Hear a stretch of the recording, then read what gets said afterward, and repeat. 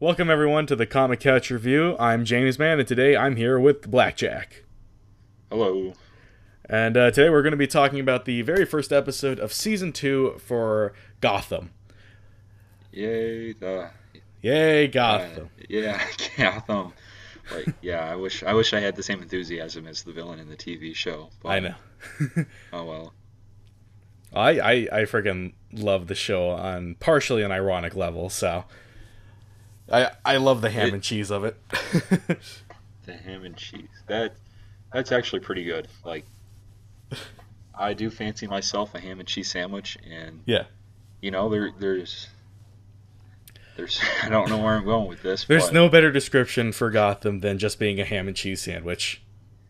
Yeah, there's nowhere else to go with it. I mean, you either you like it or you don't like it. I mean, the one thing that I've always thought about it is that it doesn't have a real identity. If that makes any sense. Yeah, it feels like it's it's a brewing pot of like Batman Returns and Batman and Robin thrown in with a little sprinkling of Christopher Nolan's Batman series. Yeah, that's pretty solid. Yeah. Like, it goes between trying to be a hardcore kind of epic crime drama to being just a cheese fest like Batman and Robin. Like, I expect Jim Gordon to have like assless chaps and nipple piercings, and then go shoot a guy down in cold blood next week.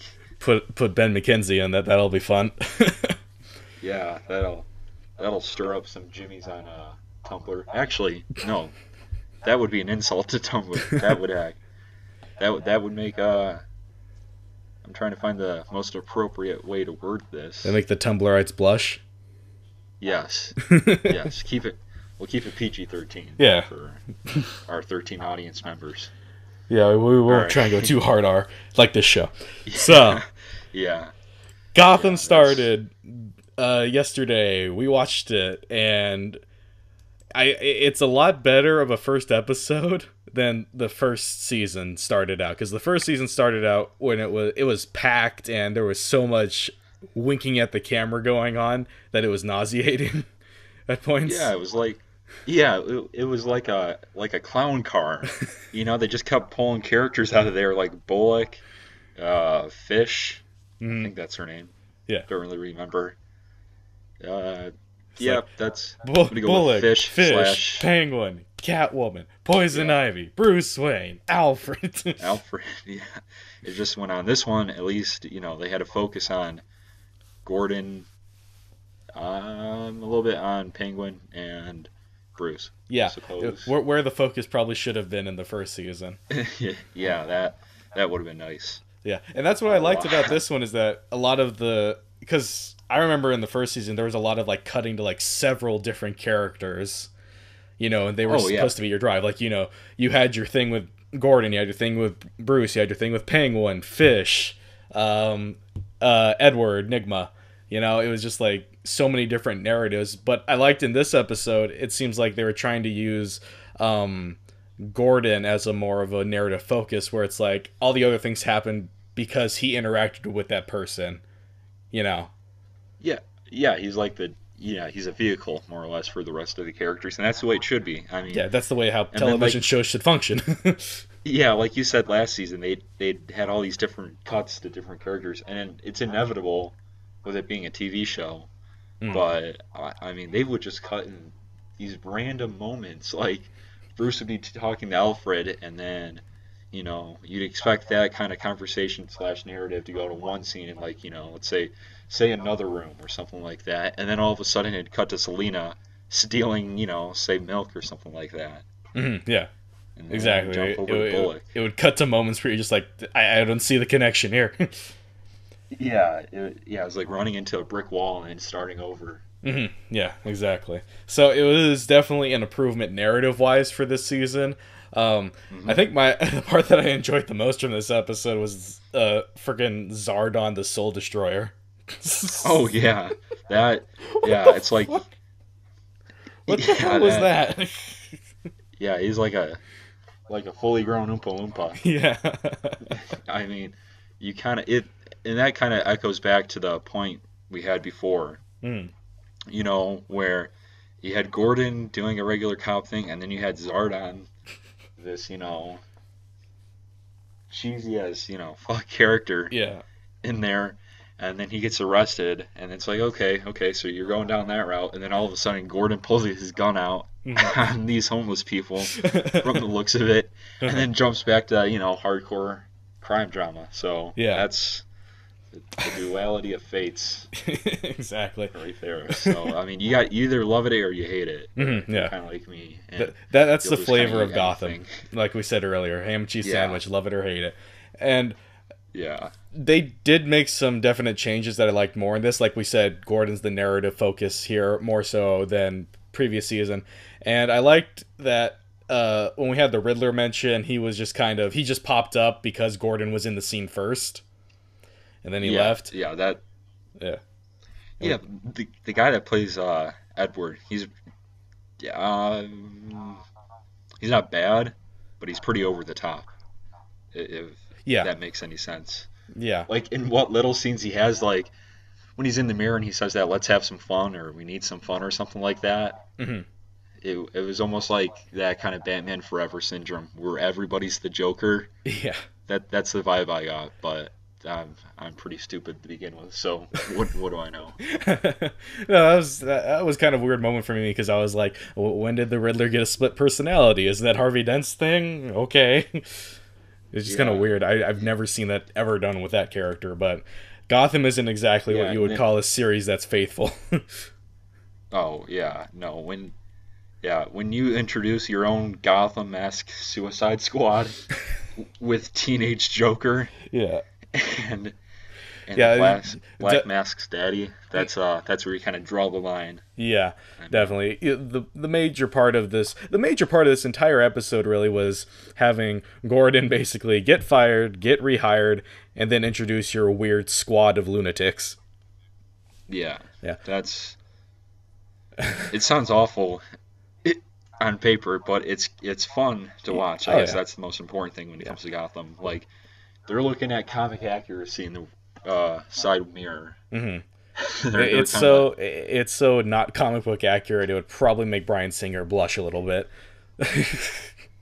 Yeah, that's. I have to make that joke. Some of the fans will appreciate it. The ones that have a soul-crushing hatred for the X-Men movies. Anyway. You're gonna make the joke at the expense of your co-host. A little bit. Oh.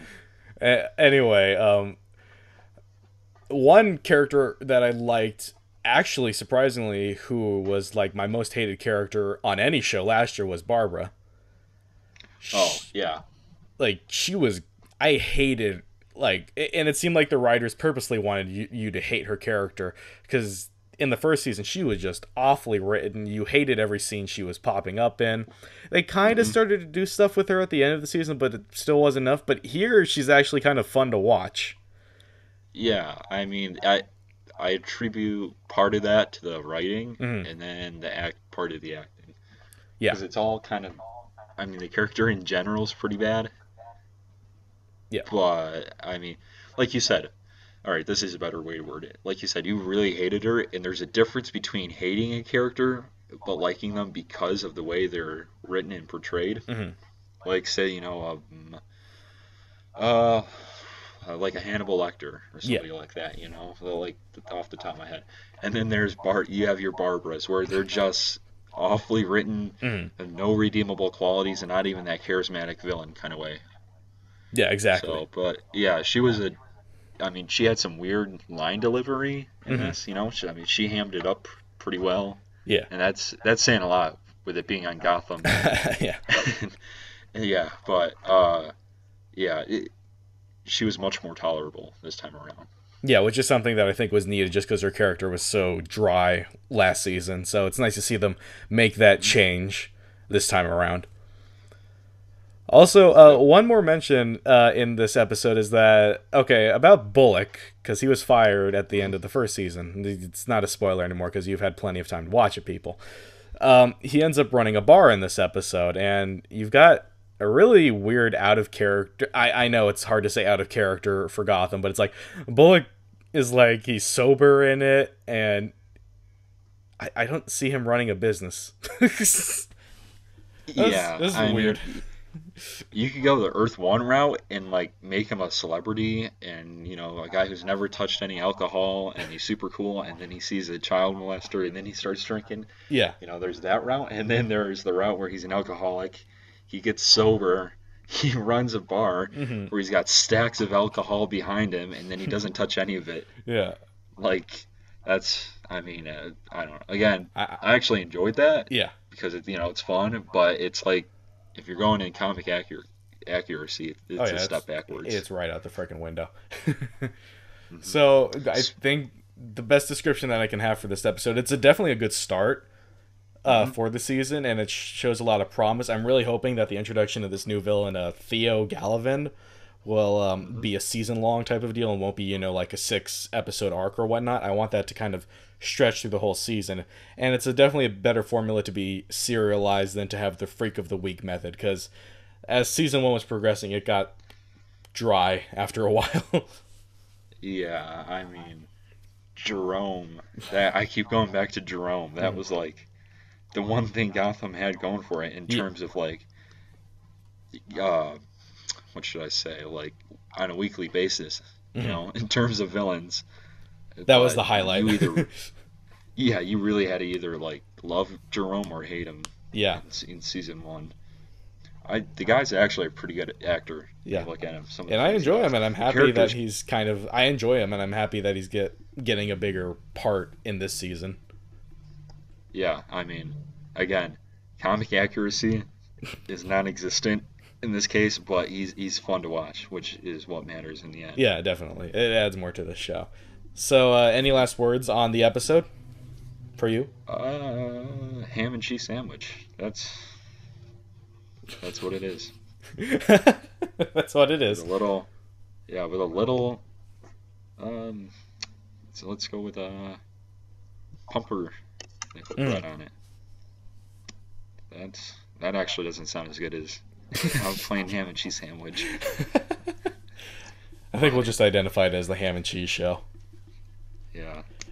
But who knows? Agents of Shield starts up next week, and God knows that can get pretty cheesy. So, I, Oof, man, thank God I'm not lactose. I Ah, Blackjack's bad joke of the week. That's oh man, that's still not even the worst joke I've told all week. I think we needed that. That was nice. Hmm.